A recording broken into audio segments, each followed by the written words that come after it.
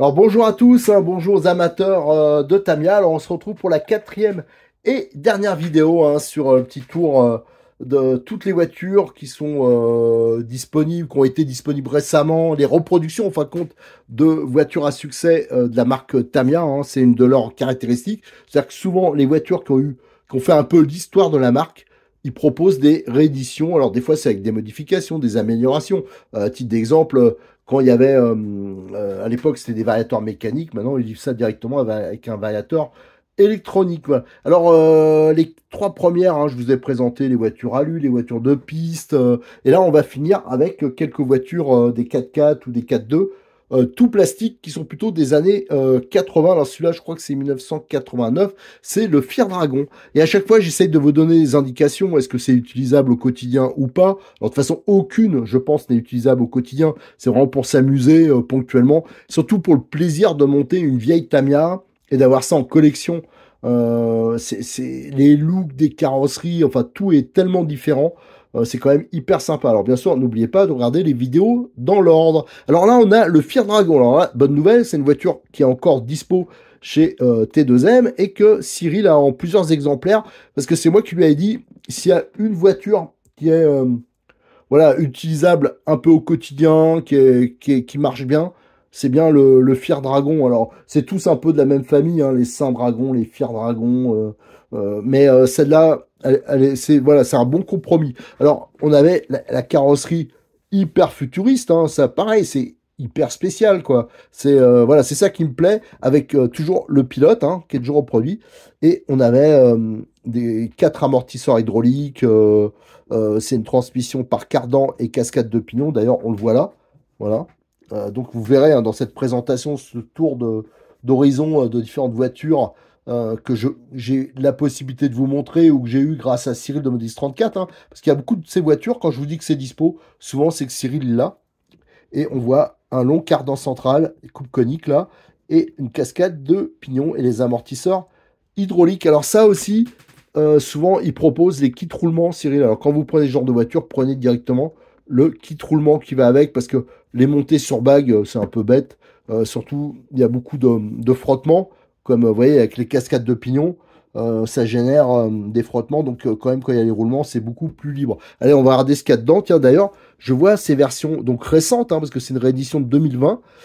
La carrosserie est peinte, et ça, c'est plutôt une bonne nouvelle, parce que voilà, ça permet d'avoir quelque chose de sympa, surtout qu'on a une bulle comme ça. Alors ça aussi, c'est fort possible que je vous ai déjà fait la présentation. Donc si vous voulez plus de détails, hein, vous allez voir, vous cherchez sur la chaîne YouTube. Autrement, il faudra que je le fasse. Donc voilà la planche de collant, tous les éléments. Bien sûr, c'est toujours pareil, hein, c'est par grappe. Il y avait souvent des éléments bleus comme ça, de différentes couleurs. Alors, moi, j'ai connu ça en premier, je crois, sur le Boomerang. Et regardez la carrosserie qui est déjà peinte. Alors ça, il n'y a plus que les autocollants à mettre. Ça, c'est quand même un gros plus. Hein. Surtout, c'est pas facile de faire l'arrondi. Enfin bon, généralement, il y a des masques. Mais ça, c'est bien. Et on voit, là, il y a les amortisseurs hydrauliques. Il y a le pilote. Ça, c'est sympa d'avoir un pilote là-dedans. Enfin voilà. Donc, c'était assez complet. Et il y avait un vieux variateur. Alors, c'est bizarre, un modèle de 2. Ah non, c'est un Obi-Wing. Ah bon, bah, c'est bien. Nickel. J'avais mal vu. Donc il y a un variateur Obi-Wing, donc ça c'est une bonne nouvelle. Et on retrouve hein, tous les pignons, hein, c'est du gros module. Regardez. Donc il y a beaucoup de pignons, beaucoup de frottements, c'est pour ça que c'est bien de mettre les roulements à billes. Voilà ce qu'on pouvait dire sur ce Fier Dragon. Ça c'est vraiment pour quelqu'un qui veut un peu rouler, une voiture que je peux conseiller. Surtout il y a quand même quelques pièces dispo, mais faites gaffe quand même, hein, tout n'est pas dispo à 100%, mais ça partage quand même pas mal de pièces avec d'autres voitures, d'autres reproductions de la gamme. Alors, on continue avec le Saint-Dragon. Alors là, je vous avoue que je m'en rappelais plus trop de cette voiture-là. Il n'y a pas énormément d'informations. Alors, ça doit être daté de 88-89. Ou est-ce que c'est une extrapolation qu'ils ont fait sur les carrosseries de l'époque, un peu look, je sais pas. Mais regardez, toujours même genre de carrosserie avec le pilote là. C'est ouais, c'est quand même particulier avec les amortisseurs hydrauliques. Ça, c'est donc la même, je pense, le même châssis que le Fiat Dragon, par exemple. Voilà, donc c'est quand même une voiture qui marche plutôt pas mal. Et ça, c'est une réédition de 2021. Donc vous avez dedans le moteur, le contrôleur. Et ça, c'est encore disponible. Et on voit, hein, vous voyez, vous avez ici le châssis. Donc c'est quand même très proche. Même, je dirais que c'est identique au Fiat Dragon. C'est juste le look qui change. Alors, je me demande même si c'est pas juste un peu la couleur. Je sais pas, parce que là-bas, juste avant, je vous ai présenté le Fiat Dragon. Non, j'ai l'impression que la carrosserie, c'est juste la carrosserie qui est un peu différente, un peu la forme. Et là, il est bleu et blanc, tandis que l'autre, il était rouge. Et avec la carrosserie pré-peinte. Par contre, la boîte, elle est vide. Alors, ça m'étonne un peu. Comment ça se fait que la boîte est vide? Un mystère, voilà, un de plus. Allez, maintenant on va passer au dernier, je pense que c'est oui, le dernier 4x4 de notre série, et après il nous restera un 4x2. Alors le Thundershot, alors ça c'est une reproduction de 2022, donc c'est tout récent.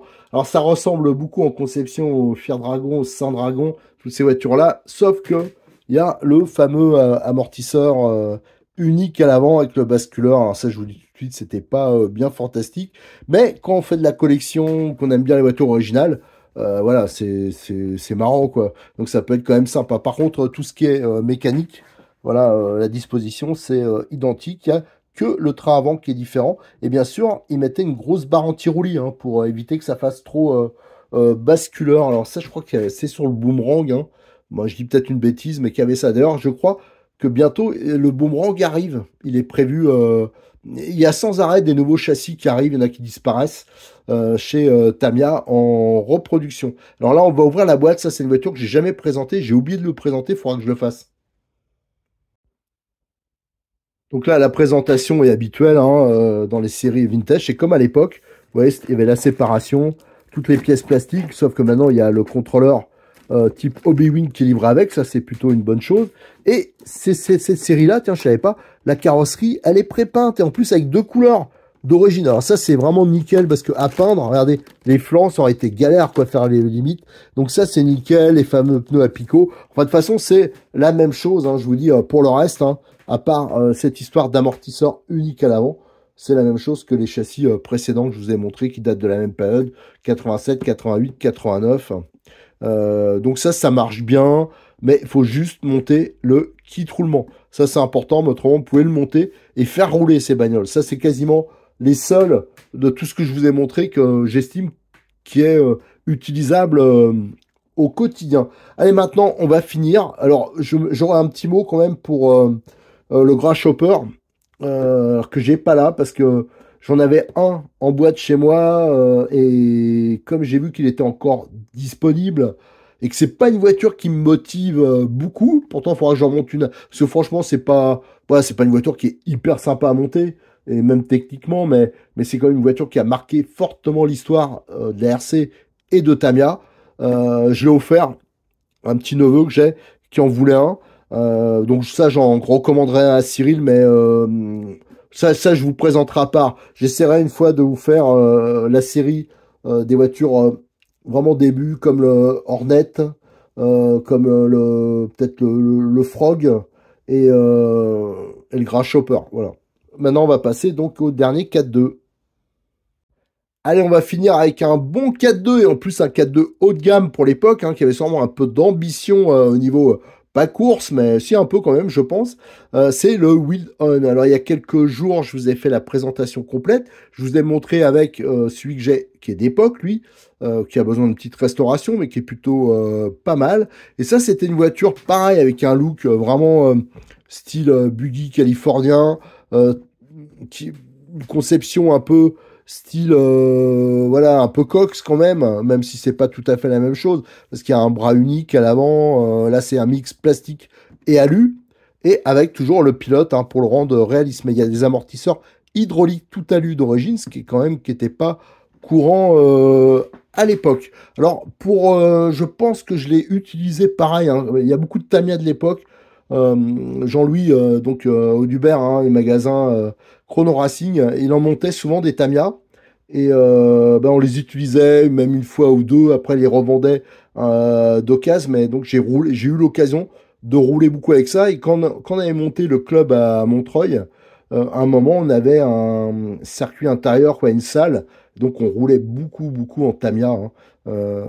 Ça n'a pas duré hyper longtemps, mais il y a eu pendant une certaine période, ça a été la folie douce et on s'éclatait bien avec ça, hein. C'était quand même hyper sympa. Allez, on va ouvrir la boîte.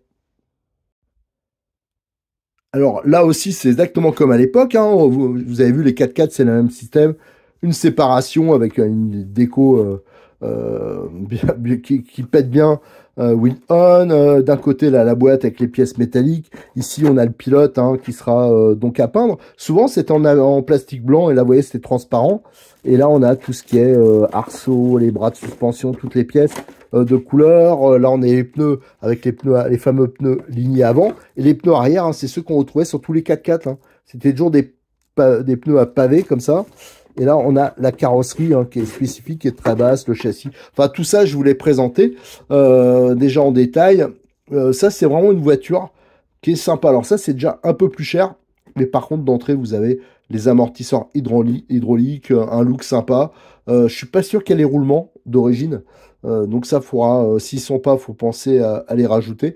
Mais ça fait partie des voitures où éventuellement on peut rouler avec si on y va cool, quoi, et qui sont à la fois collection et à la fois utilisables. Mais faites attention quand même à la disponibilité des pièces, hein. Je rappelle, ça vous pouvez le voir en allant sur le site T2M, hein. Vous tapez le nom de la voiture, vous regardez, il y a souvent un côté c'est les options, l'autre côté c'est les pièces détachées, et ça vous permet de vous donner une idée de ce qui est dispo ou pas. Il faut juste se méfier si on veut rouler, c'est ça tout qu'il faut se méfier.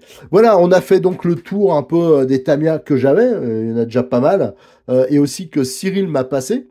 Alors n'hésitez pas à le contacter, hein, s'il y a une voiture qui a pas et qui est dispo chez eux, il peut vous l'avoir assez rapidement. Et il en a quand même pas mal en stock, et la plupart de celles qu'il a en stock, hein, qu'il a en stock, c'est des voitures qu'il faut pas trop tarder si on veut pas se retrouver couillon. Voilà, parce que vraiment c'est très spécifique, hein, les reproductions, et c'est pas des choses qui sont constantes. C'est-à-dire c'est pas ils vont pas recevoir un arrivage dans un mois, après un deuxième dans 2 mois. Non, des fois ils reçoivent un arrivage et c'est fini pour des années. Alors des fois ils rééditent le truc, mais des fois peut-être 10 ans après. Donc quand on veut des modèles spécifiques, c'est quand même faut quand même faire gaffe. Je vous rappelle que la plupart des modèles que je vous ai présentés là sont déjà présentés en détail sur notre chaîne YouTube, des fois même sur le forum, et que si vous êtes amateur de Tamiya, vous avez une collection par exemple, je cherche de l'aide, hein, pour alimenter le musée virtuel. Le musée virtuel, c'est quand vous allez sur le forum de RC Mag, vous regardez côté droit, en haut vous avez la publicité pour Modélisme 34, et juste en dessous vous avez un carré, c'est l'accès au musée. Il est en construction, hein, il n'y a pas encore des milliers de choses, mais tout seul, j'arriverai jamais à le remplir, et je trouve que c'est quand même sympa d'avoir quelque chose qui est hébergé, hein, pas juste sur Facebook, des choses qui disparaissent et qui permettent de mettre des documents, des notices, voilà. Le but, c'est de le faire au fur et à mesure, hein, c'est pas pressé, mais de l'alimenter. Donc, si vous avez vous du matériel, que vous savez faire un peu de photos, n'hésitez pas à demander conseil, hein, parce que même avec un téléphone, on peut faire des trucs sympas. N'hésitez pas à me contacter pour ça. Allez, merci, à très bientôt.